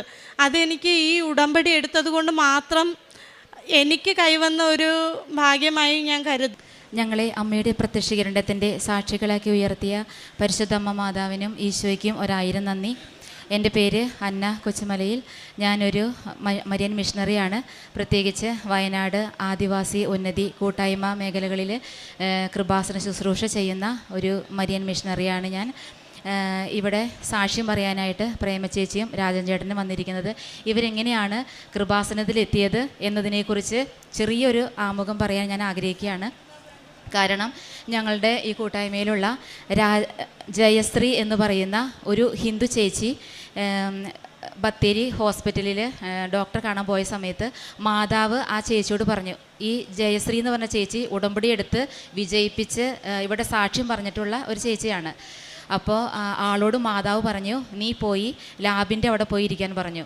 അപ്പോൾ ആ സമയത്ത് ചേച്ചി മാതാവിനോട് ചോദിച്ചു, മാതാവേ ഇവിടെ ആരും ഇല്ലല്ലോ, പിന്നെ എന്തിനാണ് ഞാൻ ഇവിടെ വന്നിരിക്കുന്നതെന്ന്. അപ്പോൾ മാതാവ് പറഞ്ഞതല്ലേ എന്നോർത്ത് ആൾ അവിടെ ചെന്നിരുന്നു. ആ ഇരുന്ന സമയത്ത് ഈ പ്രേമചേച്ചിയുടെ ചേച്ചി അനിത അവിടെ ഇരിക്കുന്നു. അവിടെ വന്നിരുന്നിട്ട് ഈ ജയചേച്ചിയോട് ചോദിച്ചു, ആരെവിടെ കിടക്കുന്നേ? അപ്പോൾ ഇവരും ഇങ്ങോട്ട് ചോദിച്ചു, ആരാ കിടക്കുന്നതെന്ന്. അപ്പോൾ ആ സമയത്താണ് ഈ ജയചേച്ചി മാതാവിൻ്റെ കാശുരൂപം കൊടുക്കുകയും അപ്പോൾ ഇവർ പറഞ്ഞു, 1 വർഷമായിട്ട് ഇവർ കൃപാസനത്തിൽ വരാനായിട്ട് എങ്ങനെ പോകുമെന്നറിയാതെ വിഷമിച്ചിരിക്കുകയായിരുന്നു എന്ന്. അങ്ങനെ ജയചേച്ചി എനിക്ക് ഇവരുടെ കാര്യം കൈമാറുകയും ഞങ്ങൾ ഇവരുടെ ഭവനത്തിൽ പോയി ഇവരെ കണ്ട് സംസാരിച്ച് ഇവിടെ കൃപാസനത്തിൽ വരാനുള്ള എല്ലാ സാഹചര്യങ്ങളും ഒരുക്കി കൊടുക്കുകയും ചെയ്തു. വയനാട് ബത്തേരിയിൽ നിന്ന് ചെതലയം എന്ന് പറയുന്ന സ്ഥലത്ത് അതായത് ആനകളൊക്കെ ഇറങ്ങുന്ന ഒരു ഉൾക്കാട്ടിലാണ് ഇവർ താമസിക്കുന്നത്. അമ്മയ്ക്കും തിരുക്കുമാരനും കോടാനുകോടി നന്ദി അറിയിക്കുന്നു. എൻ്റെ പേര് പ്രേമ, എൻ്റെ ഭർത്താവിൻ്റെ പേര് രാജൻ. എനിക്ക് സുഖമില്ലാണ്ടായിരുന്നു, സോറിയസിൻ്റെ അസുഖമായിട്ട് 7 വർഷത്തോളം ഞാൻ കഷ്ടപ്പെട്ടു. അന്ന് വിണ്ട് കീറി തൊലിയൊക്കെ പൊളിഞ്ഞ് ചോര വാർന്ന് ഭയങ്കരമായിട്ട് ബുദ്ധിമുട്ടിയിരിക്കുകയായിരുന്നു. അപ്പം ഒറ്റമുണ്ട് ഉടുത്തിട്ടാണ് നിൽക്കുന്നത്. അപ്പോൾ അങ്ങനെ പുറത്തിറങ്ങാൻ പറ്റില്ല, സ്മെല്ല് അങ്ങനെയൊക്കെ ആയിട്ട് ഇരിക്കുന്ന പല ഡോക്ടർമാരും മെഡിക്കൽ കോളേജ് മുതൽ മാനന്തവാടി ചെന്നൈയിൽ നിന്ന് മരുന്ന് വരുത്തിയിട്ട് ഒക്കെ തേച്ച് നോക്കി. അതിൻ്റെ ഇടയ്ക്ക് ഞങ്ങളുടെ ഇടയിലുള്ള മന്ത്രവാദങ്ങളും ദൈവത്തിൻ്റെ കോളുകളും മുഴുവനും കൊടുത്ത് ചെയ്തു. എന്നിട്ട് പൂജ കർമാദികൾ ചെയ്തു. എന്നിട്ടൊന്നും ഒരു കുറവില്ലാണ്ട് അങ്ങനെ ഇരിക്കുമ്പോഴാണ് എൻ്റെ ചേച്ചി വന്നിട്ട് പറയുന്നത്, ഇങ്ങനെ ഉടമ്പടി ഉണ്ട്, ഇങ്ങനെ കൃപാസനം എന്നൊരു സ്ഥലമുണ്ട്, ആലപ്പുഴയിലാണ്, അവിടെ നമുക്ക് പോയി നോക്കാമെന്ന് പറഞ്ഞു. അപ്പോൾ എങ്ങനെ പോകുമെന്ന് പറഞ്ഞപ്പോഴാണ് അന്ന എന്ന് പറഞ്ഞ ഈ സിസ്റ്ററെ എനിക്ക് പരിചയപ്പെടുത്തി തന്നെ, നമുക്ക് അന്നേനെ വിളിക്കാമെന്ന് പറഞ്ഞു. അന്ന സിസ്റ്ററിനെ വിളിച്ച് കാര്യം പറഞ്ഞപ്പോൾ ഉടനടി അവർ എത്തി വന്ന് ഉപ്പും തൈലവും ഇട്ട് എനിക്ക് പ്രാർത്ഥിച്ച് തന്നു. അന്ന് ഭയങ്കര ചൊറിച്ചിലും ഭയങ്കര വേദനയായിരുന്നു. അപ്പം വേദന ഇച്ചിരി കുറഞ്ഞു, എനിക്കിച്ചിരി ഉറങ്ങാനായി. അന്നേരം ഞാനത് രാജേട്ടനോട് പറഞ്ഞു, ഇങ്ങനെയാണ് സംഗതി, സിസ്റ്റർ വന്നായിരുന്നു, എനിക്ക് പ്രാർത്ഥിച്ച് തന്നു, ഞാൻ രാത്രിക്ക് ഇച്ചിരി ഉറങ്ങിയില്ലോ എന്ന് പറഞ്ഞു. നീ ഇച്ചിരി ഉറങ്ങിയെന്ന് പറഞ്ഞു. അങ്ങനെയാണെങ്കിൽ എന്തെങ്കിലും ഒരു അടയാളം നമ്മുടെ അമ്മേൻ്റെ അടുത്ത് പോവുകയാണെങ്കിൽ എന്തെങ്കിലും ഒരു അടയാളം നമുക്ക് കിട്ടുവാണെങ്കിൽ നല്ലതായിരുന്നു ഡി എന്ന് പറഞ്ഞു. അപ്പം ഞങ്ങൾ പ്രാർത്ഥിച്ചു, തമ്പുരാനെ എന്തെങ്കിലും ഒരു അടയാളം ഞങ്ങൾക്ക് കിട്ടണ ഈശോനോട് പ്രാർത്ഥിച്ചു.